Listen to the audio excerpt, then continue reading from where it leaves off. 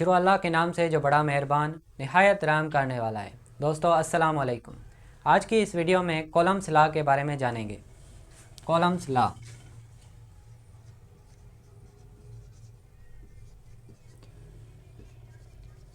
Columns law एक French scientist physicist वो था चार्ल्स ऑगस्टिन डी कॉलम 1785 इसने लॉ दिया। कॉलम्स लॉ ये लॉ किस पर है? वो इलेक्ट्रोस्टैटिक फोर्स पर है। इलेक्ट्रोस्टैटिक फोर्स मतलब जो कॉलम्स लॉ है वो इलेक्ट्रोस्टैटिक फोर्स पर है। और ये किसने दिया? चार्ल्स ऑगस्टिन डी कॉलम ने दिया 1785 में। अब इलेक्ट्रोस्टैटिक फोर्स क्या होता है? इलेक्ट्रोस्टैटिक फोर्स दो चार्जेस के बीच में फोर्स मौजूद होता है। दो चार्जेस। अब चार्ज क्या होती है? चार्ज नॉर्मल में एटम न्यूट्रल होता है। जब एटम इलेक्ट्रॉन्स को लॉस करता है या इलेक्ट्रॉन्स को गेन करता है, इलेक्ट्रॉन्स के लॉस करने की वजह से या इलेक्ट्रॉन्स के गेन करने की वजह से एटम पर चार्ज पैदा होती है। अब अगर एटम इलेक्ट्रॉन्स को लॉस करता है तो इलेक्ट्रॉन्स कम हो जाते हैं, तो उस पर पॉजिटिव चार्ज हो जाती है क्योंकि प्रोटॉन्स ऑटोमेटिकली बढ़ जाते हैं। और अगर एटम इलेक्ट्रॉन्स को गेन करता है मतलब इलेक्ट्रॉन्स बढ़ जाए तो इलेक्ट्रॉन्स के बढ़ने की वजह से एटम पर नेगेटिव चार्ज पैदा हो जाती है। अब ये जो चार्जेस है, जैसे आप देखो चार्जेस दो किस्म की होती है, एक पॉजिटिव और दूसरी नेगेटिव। पॉजिटिव चार्ज पैदा होती है उसे हम कहते हैं कैटायन, और नेगेटिव चार्ज पैदा होती है उसे हम कहते हैं एनायन। अब दो किस्म की चार्ज होती है, पॉजिटिव और नेगेटिव। पॉजिटिव और पॉजिटिव। पॉजिटिव और पॉजिटिव क्या करते हैं? रिपेल करते हैं। नेगेटिव और नेगेटिव रिपेल करते हैं।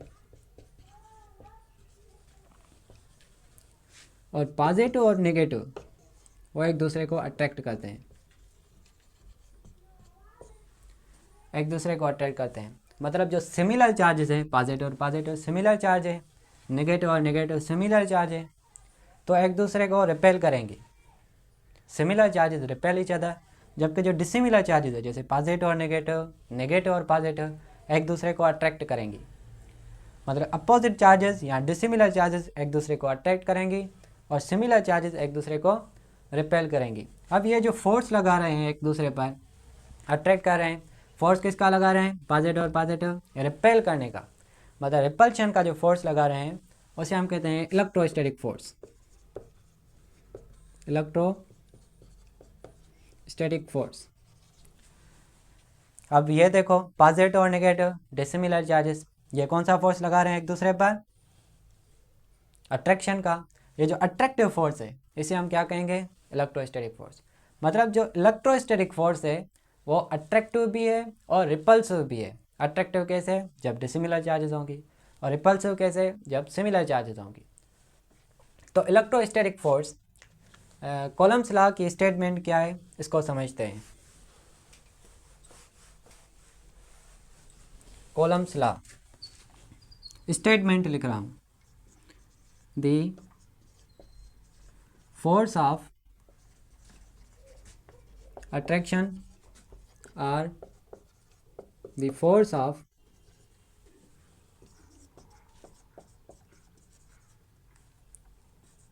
repulsion is directly proportional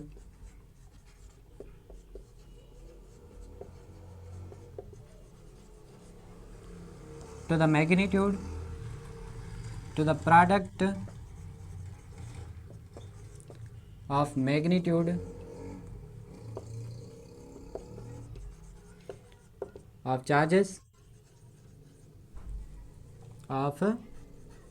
charges and inversely proportional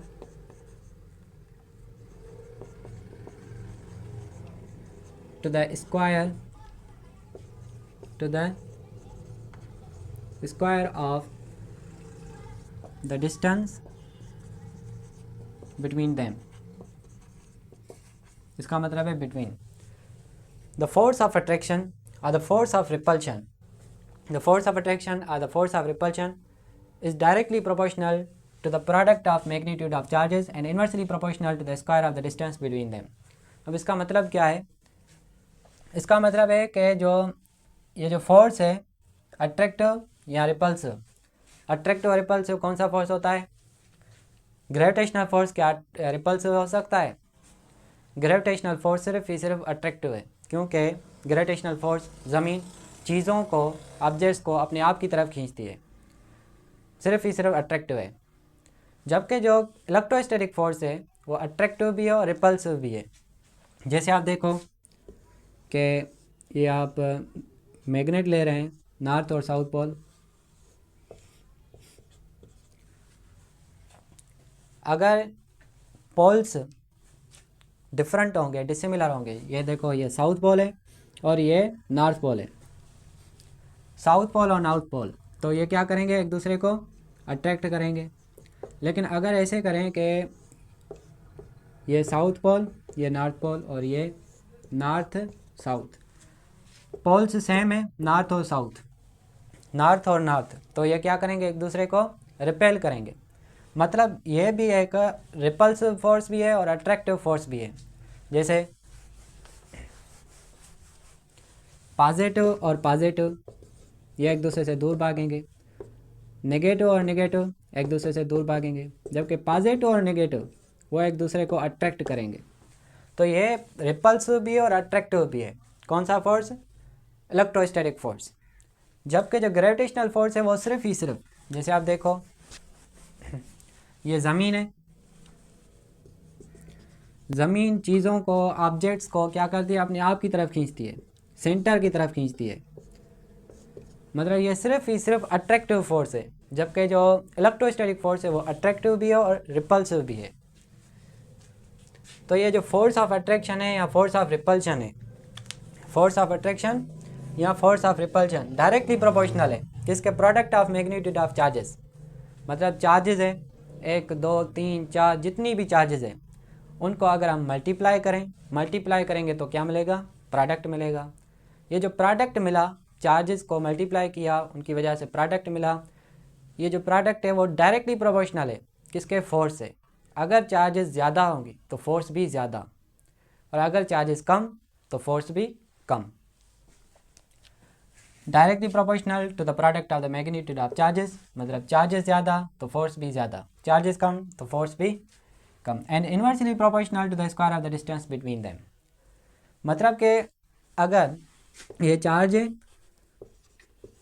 और ये दूसरी चार्ज है, इनके बीच में जो डिस्टेंस है, अगर ये डिस्टेंस ज़्यादा हो तो फोर्स कम होगा, डिस्टेंस ज़्यादा तो फोर्स कम। जैसे आप देखो कि ये मैग्नेट है, नॉर्थ पोल और साउथ पोल, ये भी मैग्नेट है नॉर्थ और साउथ। अगर ये दो मैग्नेट एक दूसरे से दूर हो तो एक दूसरे को अटैक करेंगे लेकिन बहुत कम, मतलब उसका जो फोर्स होगा बहुत वीक होगा। लेकिन अगर इन दोनों मैग्नेट्स को एक दूसरे के करीब ले आएँ तो एक दूसरे को स्ट्रांगली अट्रैक्ट करेंगे, उसका जो फोर्स होगा वो बहुत स्ट्रांग होगा।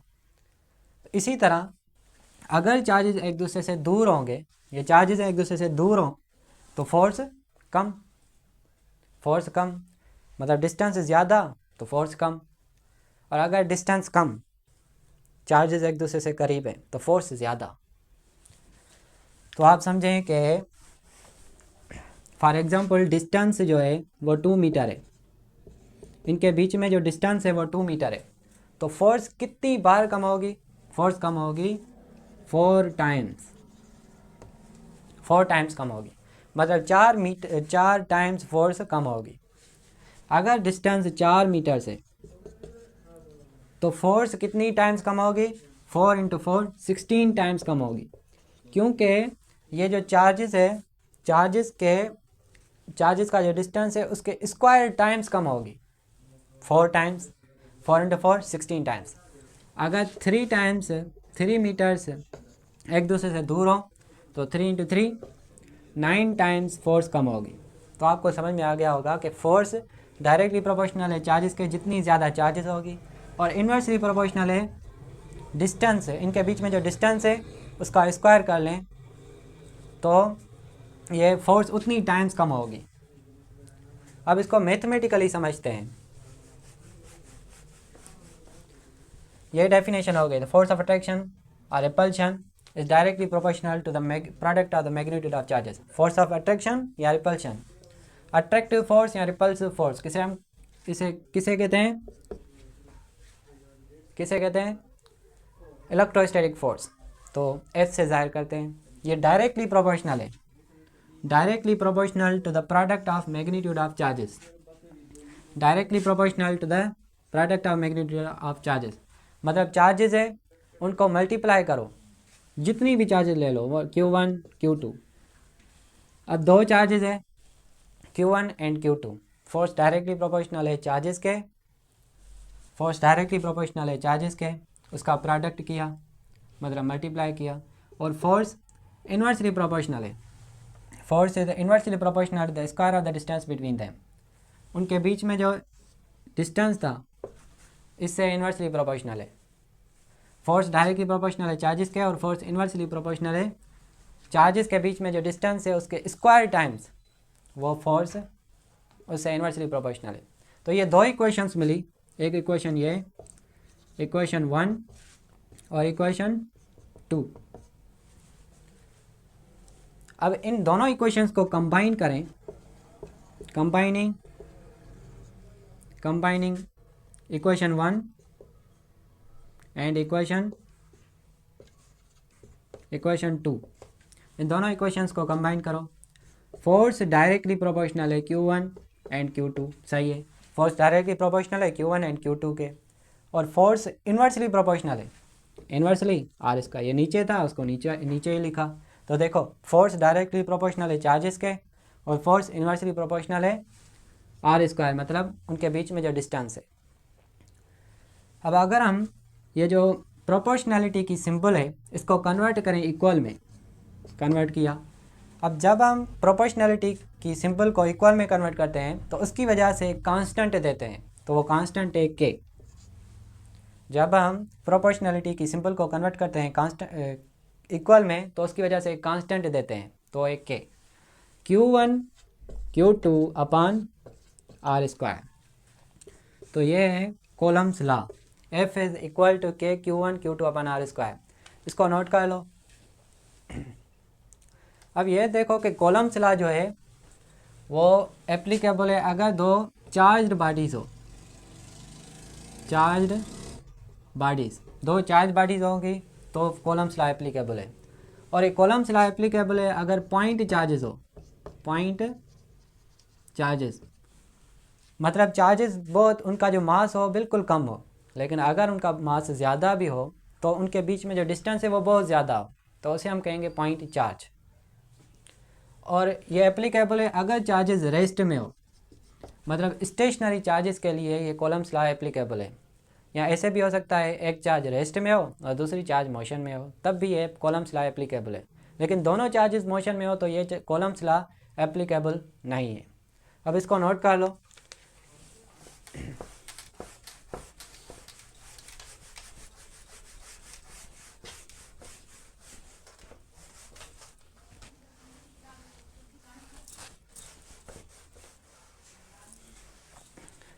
अब कोलम्स लॉ क्या है, F is equal to K Q1 Q2 upon R square, ठीक है। अब K क्या है, K is equal to 1/4 pi epsilon nought. ये किसके बराबर है, K को हम कहते हैं कोलम्स कांस्टेंट, कोलम्बिक कांस्टेंट, ये बराबर है। और इसको अगर आप सिंप्लीफाई करोगे तो आपको आंसर मिलेगा 8.99 इंटू 10⁻9 न्यूटन मीटर स्क्वायर पर coulomb square, Newton metre square पर कोलम्ब स्क्वायर। अगर हम देखें एप्सिलॉन नॉट, यहाँ पर एप्सिलॉन नॉट है, तो एप्सिलॉन नॉट किसके बराबर होती है, पहले मैं ड्राइव करके दिखाता हूँ कैसे आई है। अब देखो कि ये क्या है, इक्वल तो ये मल्टीप्लाई हो रही है, 4 pi epsilon nought K is equal to 1, cross multiplication की 4 pi epsilon nought multiply by K और 1 मल्टीप्लाई बाई 1। हमें क्या मालूम करना है, एप्सिलॉन नॉट, तो epsilon nought is equal to 1/4 pi K. तो अगर आप इसको सिंप्लीफाई करोगे तो आपको आंसर मिलेगा 8.85 इंटू 10⁻⁻12 कॉलम स्क्वायर पर न्यूटन मीटर स्क्वायर। तो ये इस तरह इक्वेशन ड्राइव हुई। तो एप्सिलॉन नॉट की वैल्यू है 8.85 इंटू 10⁻⁻12 कॉलम स्क्वायर पर न्यूटन मीटर स्क्वायर, और के की वैल्यू है 8.99 इंटू 10⁻9 न्यूटन मीटर स्क्वायर पर कॉलम स्क्वायर। अब ये तो इसका ऐसा यूनिट है, लेकिन इसका ऐसा बेस यूनिट क्या है, तो इसको ड्राइव करते हैं। आप देखो कि क्या है, 8.99 इंटू 10⁻9 न्यूटन मीटर स्क्वायर पर कॉलम स्क्वायर। अब देखो न्यूटन का ऐसा बेस यूनिट क्या है, न्यूटन का ये 8.99 पहले ही लिख लो। न्यूटन का ऐसा बेस क्या है, किलोग्राम मीटर पर सेकंड स्क्वायर, ये इसकी जगह पर लिखा, और मीटर स्क्वायर मल्टीप्लाई कर लो, मीटर स्क्वायर, ठीक है। और कॉलम स्क्वायर ये क्या है, डिवीजन में कॉलम स्क्वायर किसके बराबर होता है, वो बराबर होता है ampere square into second square, क्योंकि Q is equal to I into T, ये याद है, Q is equal to I into T. Charges के बारे में पहले बताया, तो ये मैंने आपको बताया कि Q is equal to I into T, I into T. Charges के बारे में आपको पता होगा। आई क्या है, ampere, Q is equal to ampere into second, तो इनके ऊपर क्या है, स्क्वायर है, तो ampere square into second square, ampere square into second square. Coulomb की जगह पर रखा, क्योंकि कॉलम डिवीजन में था तो इसकी वजह से नीचे रखा, ठीक है। अब देखो 8.99 इसको तो सेम रख लो, किलोग्राम मीटर, ये देखो 1 मीटर और 2 मीटर कितने हुए, 3 मीटर, और इसको ऊपर ले आए या यहाँ ही सिंप्लीफाई करें, आप तो यहाँ जवाब ही नहीं देंगे, चलो मैं ही करता हूँ। तो सेकंड पावर 4, सेकंड स्क्वायर था और सेकंड स्क्वायर था, सेकंड पावर 4, और एम्पेयर स्क्वायर ये सेम ही, इसको ऊपर ले आओ, तो 8.99 इंटू 10, 8.99 इंटू 10⁻9 लिखो, ये यहाँ पर नहीं लिखा, into 10⁻9 into 10⁻9 kilogram metre cube, और सेकंड पावर -4 एम्पेयर पावर -2, ये इसका एसआई बेस यूनिट है। अब आप कहोगे एप्सिलॉन नॉट का भी एसआई बेस यूनिट मालूम करो, ठीक है, मालूम करते हैं।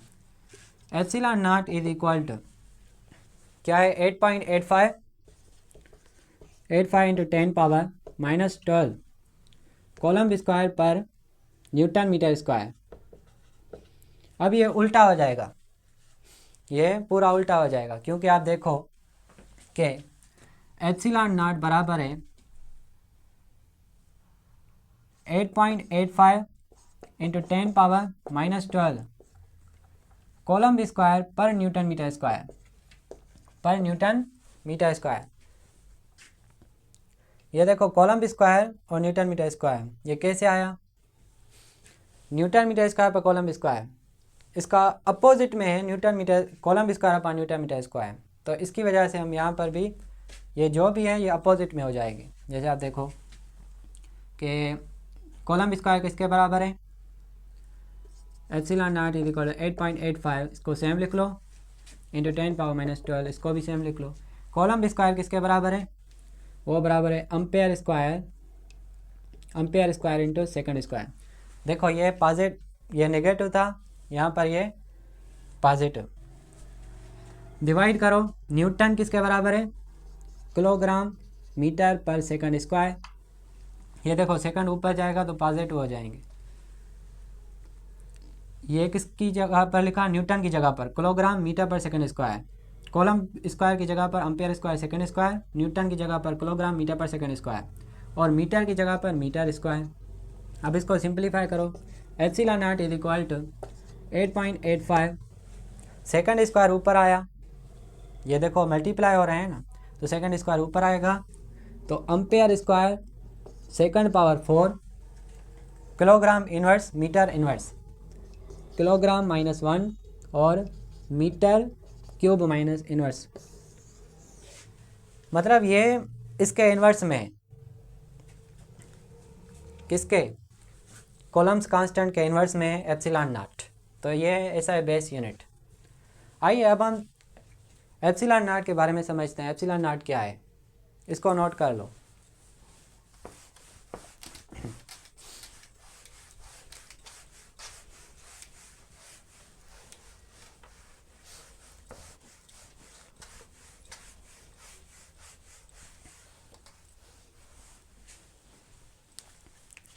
Epsilon naught k is equal to 1/4 pi epsilon naught. यहाँ पर एप्सिलॉन नॉट क्या है, पहले मैं डेफिनेशन बताता हूँ, फिर मैं आपको मैथमेटिकली समझाऊंगा तो आपको समझ में आ जाएगा। पहले डेफिनेशन लिखूँ, ये वो लिखना, नोट करना। एप्सिलॉन नॉट जिसे हम कहते हैं permittivity of free space, permittivity of free space.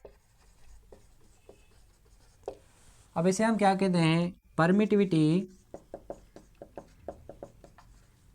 Is the, epsilon not क्या है, परमिटिविटी है फ्री स्पेस की। Permittivity is the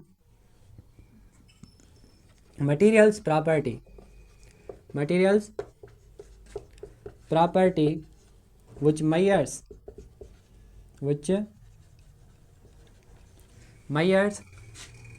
how much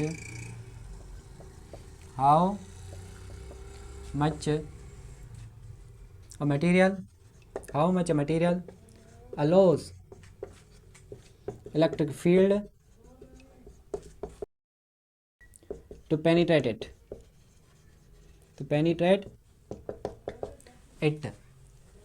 ये एक डेफिनेशन है। दूसरी डेफिनेशन लिखो,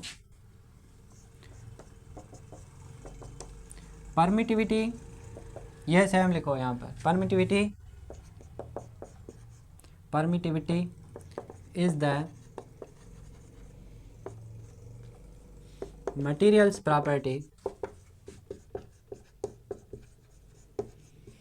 property which decreases the electric force।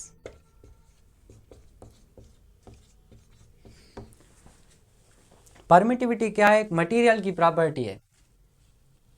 क्या करती है परमिटिविटी, पहले तो ये कि यह बताती है कि हर मटेरियल की अलग अलग परमिटिविटी होती है, वो कितनी इलेक्ट्रिक फील्ड लाइंस को अलाउ करती है। अगर इलेक्ट्रिक फील्ड लाइंस को अलाउ करती है तो परमिटिविटी क्या करती है, उसको फोर्स को कम कर देती है। मतलब परमिटिविटी को जब हम अलाउ करते हैं, जितनी ज़्यादा परमिटिविटी होती है तो फोर्स उतना कम होता है। जैसे आप देखो, दूसरी डेफिनेशन बता रही है कि यह परमिटिविटी मटेरियल की प्रॉपर्टी है, क्या करती है, इलेक्ट्रिक फोर्स या इलेक्ट्रोस्टैटिक फोर्स या कोलम्बिक फोर्स उसको कम कर देती है। जितनी ज़्यादा परमिटिविटी होगी उतना फोर्स कम होगा। अब यह मैथमेटिकली में आपको समझ में आ जाएगा, इसको नोट कर लो पहले।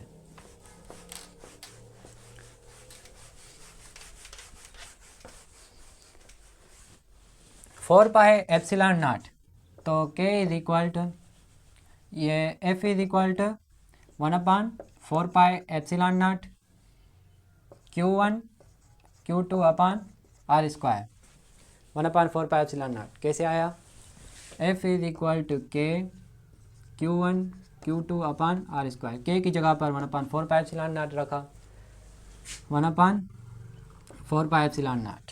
अब देखो कि चार्जेस ये फ्री स्पेस में है, मतलब पर किस में है, फ्री स्पेस में है, आइसोलेटेड है, वैक्यूम में है।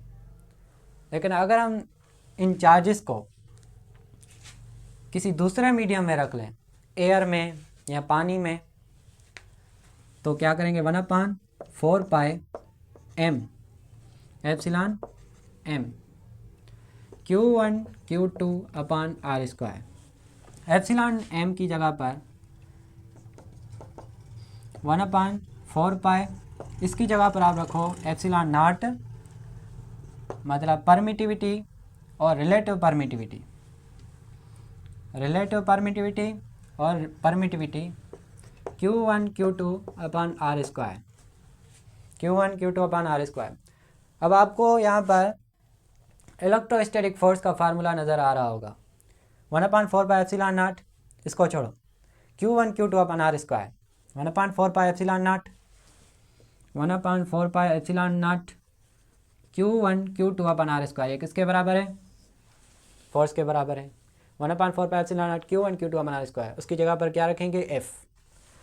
तो F dash is equal to F, इसकी जगह पर रखा, इसकी जगह पर F, और epsilon R relative permittivity same ही रखो। तो ऐसे करते हैं कि F dash is equal to 1/एप्सिलॉन R इंटू फोर्स। तो आप देखो फोर्स को मल्टीप्लाई करेंगे 1 से तो आपको आंसर सेम ही मिलेगा। तो आपको ये रिजल्ट मिली कि एप्सिलॉन R जितनी ज़्यादा रिलेटिव परमिटिविटी होगी उतना फोर्स कम होगा। इसको समझो ऐसे कि फॉर एग्जांपल ये रिलेटिव परमिटिविटी है, रिलेटिव परमिटिविटी, और यहाँ पर फोर्स है, फोर्स, ठीक है। रिलेटिव परमिटिविटी फॉर एग्जांपल 1 है, 1 मतलब वैक्यूम में, तो फोर्स कितनी होगी? वो मतलब निग्लिजिबल होगी, वो भी 1 होगी, ठीक है, क्योंकि force divided by epsilon R था, तो उसको डिवाइड करेंगे तो आपको आंसर सेम ही मिलेगा।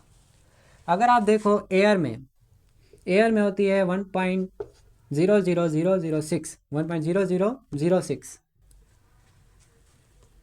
तो यह भी तकरीबन अप्रॉक्सीमेटली 1 ही बराबर आएगी, मतलब निग्लिजिबल फोर्स होगा। लेकिन अगर हम ऐसे करें कि वाटर में ले आएँ इसको, तो वो बराबर होगी 80, तो फोर्स कितनी बार कम होगा? 1/80। यहाँ पर कैसे हो रहा था? 1/1, और एयर की जगह पर 1/1.006, फिर भी 1 ही आंसर मिल रहा था, मतलब अप्रॉक्सीमेटली 1 के बराबर आ रहा था। लेकिन अगर 1 को डिवाइड करें 80 से तो ये बहुत कम होगा। मतलब देखो कि रिलेटिव परमिटिविटी जैसे बढ़ रही है तो फोर्स कम हो रहा है, रिलेटिव परमिटिविटी बढ़ी, फोर्स कम हुआ, 80 टाइम्स रिलेटिविटी बढ़ी तो फोर्स 80 टाइम्स कम हुआ। लेकिन अगर ऐसे करें कि ये रिलेटिव परमिटिविटी कंडक्टर्स में देखें, गुड कंडक्टर्स में अंदर इनसाइड, तो इन्फिनिटी होती है, मतलब 1/∞ इज इक्वल टू 0, 0 आंसर मिलेगा। मतलब कि कंडक्टर्स में अंदर जो सुपर कंडक्टर है या कंडक्टर है उसमें अंदर फोर्स 0 होता है। आप इसका कॉन्सेप्ट ऐसे समझ सकते हैं कि जैसे ज़मीन के सरफेस पर ग्रेविटेशनल फोर्स या ग्रेविटेशनल स्ट्रेंथ, ग्रेविटेशनल फील्ड कितनी होती है? 10 मीटर पर सेकंड स्क्वायर, 10 मीटर पर सेकंड स्क्वायर ज़मीन के सरफेस पर। लेकिन अगर हम ज़मीन के सेंटर पर जाते हैं, मतलब फॉर एग्जांपल मेरा ज़मीन के सरफेस पर 120 न्यूटन फोर्स वेट है, जब मैं ज़मीन के सेंटर पर जाता हूँ, ज़मीन के सेंटर में जाता हूँ, तो मेरा फोर्स वेट 0 हो जाता है, क्योंकि ग्रेविटेशनल फील्ड 0, ग्रेविटेशनल फील्ड 0, तो इसकी वजह से वेट भी 0। इसी तरह अगर चार्जेस कंडक्टर में अंदर दाखिल हो तो कंडक्टर में अंदर इलेक्ट्रिक फील्ड 0, इलेक्ट्रिक फील्ड 0 तो इलेक्ट्रोस्टैटिक फोर्स 0, तो इसकी वजह से फोर्स 0। आइए अब हम कुछ प्रॉब्लम सॉल्व करते हैं।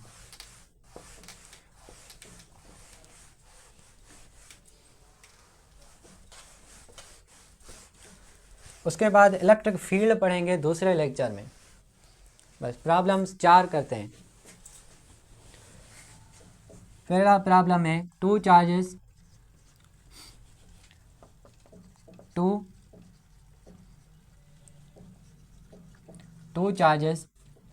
Q1 is equal to 2 microcoulomb and Q2 is equal to 2 microcoulomb, मतलब दोनों ही चार्जेस 2 माइक्रोकूलम पे are placed 2 meters apart. What is the force between two charges? What is the force between two charges या point charges? ये दो charges है, Q1 बराबर है, डेटा लिखता हूँ, डेटा में Q1 क्या है, Q2 क्या है, Q2 क्या है, R क्या है और K क्या है। तो Q1 क्या है 2 माइक्रोकॉलम, ठीक है, और Q2 क्या है 2 माइक्रोकॉलम, और R कितनी है, वो है 2 मीटर, और K कितनी है, वो तो अंडरस्टूड है 9 × 10⁻9 न्यूटन मीटर स्क्वायर पर कॉलम स्क्वायर। आइए अब हम सॉल्व करते हैं इसको। पहले इसको लिख लो, मीटर्स में कन्वर्ट करो, माइक्रो को कॉलम, माइक्रो किसके बराबर होता है, माइक्रो को कन्वर्ट करो साइंटिफिक नोटेशन में 2 × 10⁻6। याद रख लो deci centi milli micro nano pico femto atto, ये प्रीफिक्सेस है, इसको याद रख लो, ये आपको इन प्रॉब्लम्स को सॉल्व करने में मदद करेंगे। 2 × 10⁻6 याद रख लो, माइक्रो जो है वो बराबर होता है 10⁻6 के, नैनो बराबर होता है 10⁻9 के, पिको बराबर होता है नैनो पिको वो बराबर होता है 10⁻12 के, और फेमटो बराबर होता है 10⁻15 के, और अट्टो बराबर होता है 10⁻18 के। तो ये याद रख लो, ये प्रॉब्लम्स में काम आएंगे। अब देखो माइक्रो है तो इसकी वजह से क्या रखा 10⁻6 और 2 मल्टीप्लाई बाय 10⁻6 कॉलम और मीटर में ही रहेगा। अब सॉल्व करते हैं, पहले सॉल्यूशन में फार्मूला क्या है, F is equal to K Q1 Q2 upon R square, F is equal to K Q1 Q2 upon R square. F is equal to K की जगह पर क्या रखेंगे 9 × 10⁻9 और Q1 की जगह पर 2 × 10⁻6 मल्टीप्लाई बाय 2 × 10⁻6, क्योंकि दोनों ही चार्जेस इसके ही बराबर है 2 × 10⁻6 2 × 10⁻6। डिवाइड करो इसको R स्क्वायर से, R कितनी है वो है 2, तो 2 का स्क्वायर, ठीक है। अब F इज इक्वल टू पहले इसको सिंप्लीफाई करो, 9 × 10⁻9 multiply by 10⁻6 multiply by 10⁻6 multiply by 2 multiply by 2, ये 10⁻6 अलग करके लिखा, और 2 मल्टीप्लाई बाय 2 इसको मल्टीप्लाई करके यहाँ पर लिखता हूँ, और 2 का स्क्वायर आंसर क्या आएगा 4, तो 4 में कैंसिल। देखो 9 × 10⁻9 2 × 10⁻6 2 × 10⁻6 10⁻6 अलग कर लिखा, 2 और 2 को मल्टीप्लाई किया 4 आया, तो 4 में कैंसिल। अब देखो 10⁻6 और 10⁻6 माइनस दो वैल्यूज़ अगर माइनस में है तो ऐड करते हैं, लेकिन आंसर माइनस में, माइनस इंटू माइनस प्लस करेंगे ऐड, लेकिन आंसर माइनस में लिखेंगे। तो आप देखो 9 × 10⁻9 मल्टीप्लाई बाय 10⁻12, -12 में से 9 सब्ट्रैक्ट करो, अगर एक वैल्यू प्लस की है और एक वैल्यू माइनस की है, प्लस इंटू माइनस करते हैं, करेंगे माइनस, जिसकी वैल्यू ज़्यादा होगी, मतलब माइनस की वैल्यू ज़्यादा होगी तो आंसर उसका लिखेंगे। तो आप देखो 12 में से 9 सब्ट्रैक्ट करो, आंसर आएगा 3। तो ये जो 3 आंसर आया, अब माइनस का आंसर लिखें या प्लस का लिखें, तो हम देखेंगे किसकी वैल्यू ज़्यादा है, माइनस की ज़्यादा है, तो लिखेंगे 9 × 10⁻3, क्योंकि माइनस की वैल्यू ज़्यादा है। आइए अब हम दूसरा, ये इसका यूनिट न्यूटन है, दूसरा प्रॉब्लम करते हैं।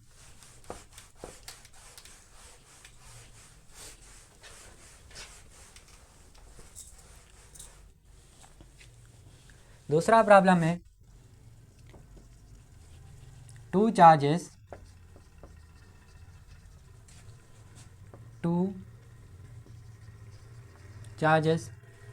1 microcoulomb and -1 microcoulomb are placed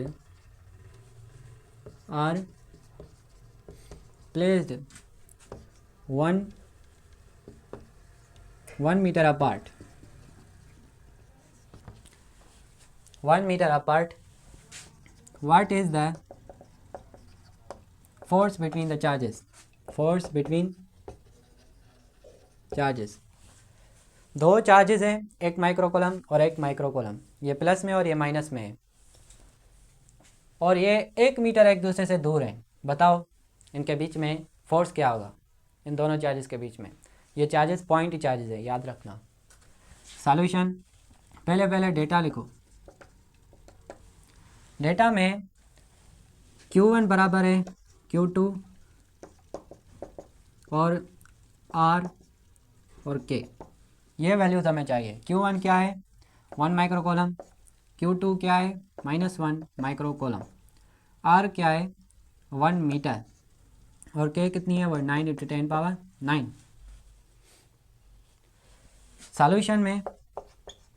solution formula लिखो, F = K Q1 Q2/R²। F = K की जगह पर 9 × 10⁹ न्यूटन मीटर स्क्वायर पर कॉलम स्क्वायर।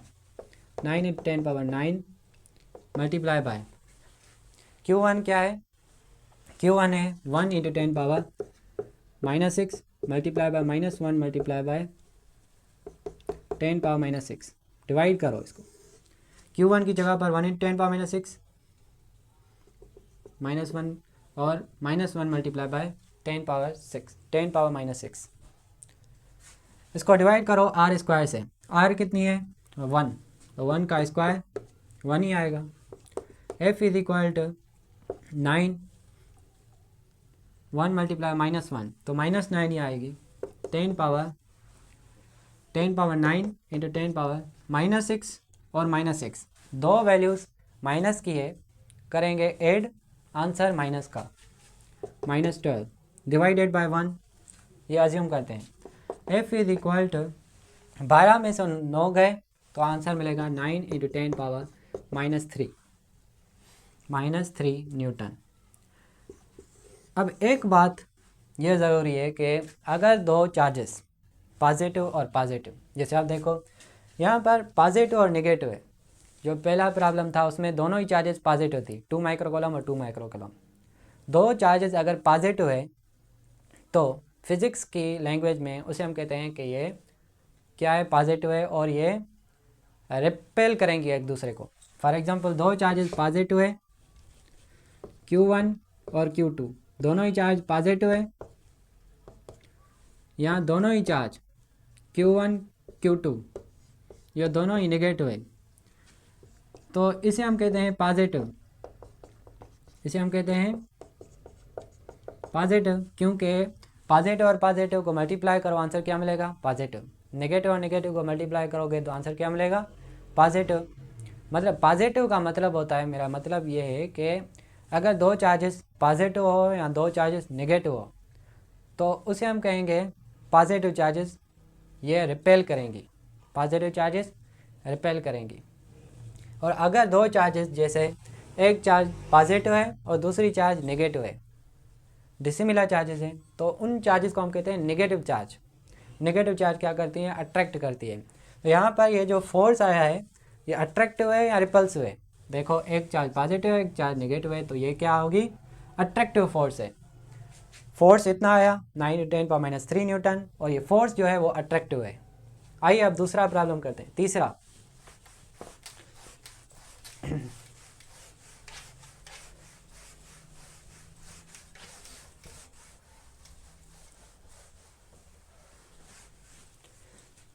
तीसरा प्रॉब्लम है two charges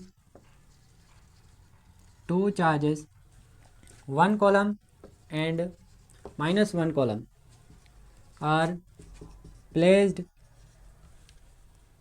1 1 metre apart, 3 metre apart, 3 metres apart, 3 metres apart. Apart का मतलब होता है दूर, एक दूसरे से दूर है। तो what is the force between them, force between charges. दो चार्जेस है, डेटा में लिख लेते हैं, Q1 Q2 R और K। अब Q1 क्या है, Q1 बराबर है -1 कॉलम, माइक्रो नैनो नहीं है, सिर्फ 1 कॉलम है। और Q2 बराबर है -1 कॉलम, और R बराबर है 3 मीटर, और K 9 न्यूटन मीटर स्क्वायर पर कॉलम स्क्वायर। अब देखो सॉल्यूशन में पहले फार्मूला लिखो, F is equal to K Q1 Q2 upon R square. तो F is equal to K की जगह पर 9 × 10⁻9 मल्टीप्लाई बाय Q1, Q1 कितनी है वो है 1, माइक्रो नैनो पिको नहीं है, सिर्फ ही 1 लिखो। और Q2 कितनी है वो है 1। अब इसको डिवाइड करो, R कितनी है वो है 3, तो 3 का स्क्वायर कर लो। तो F is equal to 9 × 10⁻9, 9 × 10 power, नीचे लिखता हूँ, F इज इक्वल टू 9 × 10⁻9, 3 का स्क्वायर 9, तो 9 9 में cancel, F is equal to 10⁻9, मतलब 1 0 0 0 0 0 0 0 0 न्यूटन। और ये बताओ कि ये फोर्स अट्रैक्टिव होगा या रिपल्सिव होगा। देखो एक पॉजिटिव है और दूसरा नेगेटिव है, तो ये अट्रैक्टिव होगा, क्योंकि नेगेटिव आंसर मिला, पॉजिटिव और negative, plus into minus minus, तो ये जो माइनस है अट्रैक्टिव फोर्स है। अब चलो लास्ट प्रॉब्लम करते हैं, चौथा।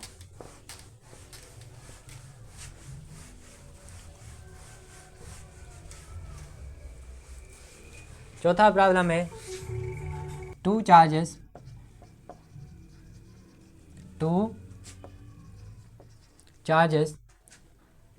2 मिली कॉलम। अब मिली कॉलम है, माइक्रो नहीं है। 2 milli coulomb and 3 milli coulomb are apart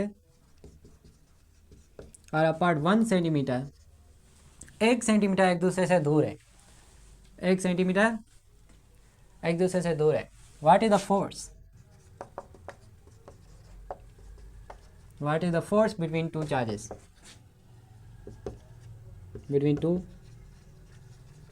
charges. In charges के बीच में फोर्स कितनी होगी। अगर एक चार्ज जो है उसका डेटा में लिख लेते हैं, Q1 Q2 R और K,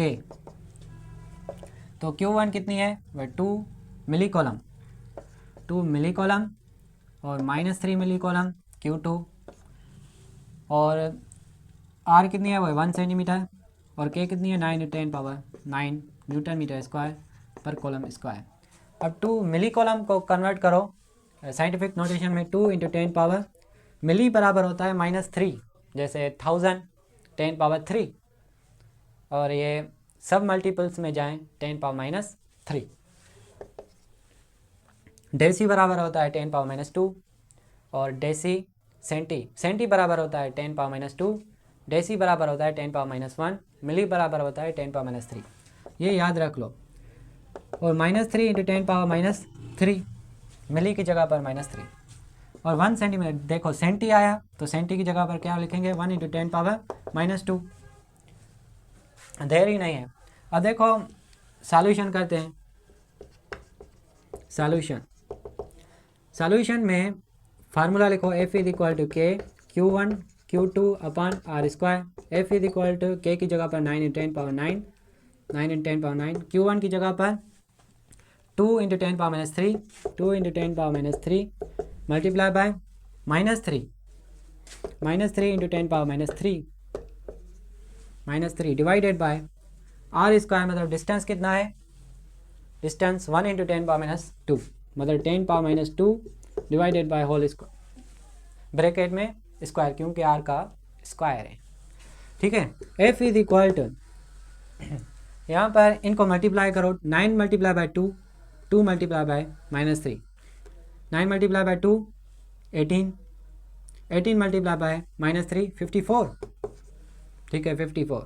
ये बस साइन नहीं लिखते, साइन में आखिर में बताऊंगा। अब इसको ये जो साइंटिफिक नोटेशन में 10 पावर 9, 10 पावर -3 इनको ऐड करो। पहले 10 पावर 9 को सेम लिखो और 10 पावर -3 और 10 पावर -3 इसको ऐड करेंगे, क्या मिलेगा 10 पावर -6 डिवाइडेड बाय 10 पावर -4। इसको भी ऊपर ले आओ। f is equal to 54 multiply by 10 power 9 multiply by 10 power -6, 10 power -4 है, इसको ऊपर ले आओ 10 पावर +4। अब इनको ऐड करो। f is equal to 54 multiply by 10 power +9 और -9 +4। 9 में से 6 सब्ट्रैक्ट करो, आंसर कितना आएगा 4। 9 में से 6 सब्ट्रैक्ट करोगे आंसर 4 आएगा, 3 आएगा। 3 + 4 is equal to 7। f is equal to 54 multiply by 10 power 7, 7 plus में, ठीक है। अब देखो कि f इज इक्वल टू, यहाँ पर पॉइंट है, इसको ऐसे कर दें 4.4 5.4 इंटू 10 पावर 8, ऐसे भी लिख सकते हैं। ये आंसर लिखो या ये आंसर लिखो, आपकी मर्ज़ी है। तो ये भी जो फोर्स है ये अट्रैक्टिव है, क्योंकि एक पॉजिटिव है एक नेगेटिव। तो आज की वीडियो में हमने कॉलम्स लॉ के बारे में समझा और कॉलम्स लॉ पर कुछ प्रॉब्लम्स भी किए। अगर आपको ये लेक्चर अच्छा लगा हो तो लाइक करना और अपने दोस्तों के साथ ज़रूर शेयर करना। See you in the next video.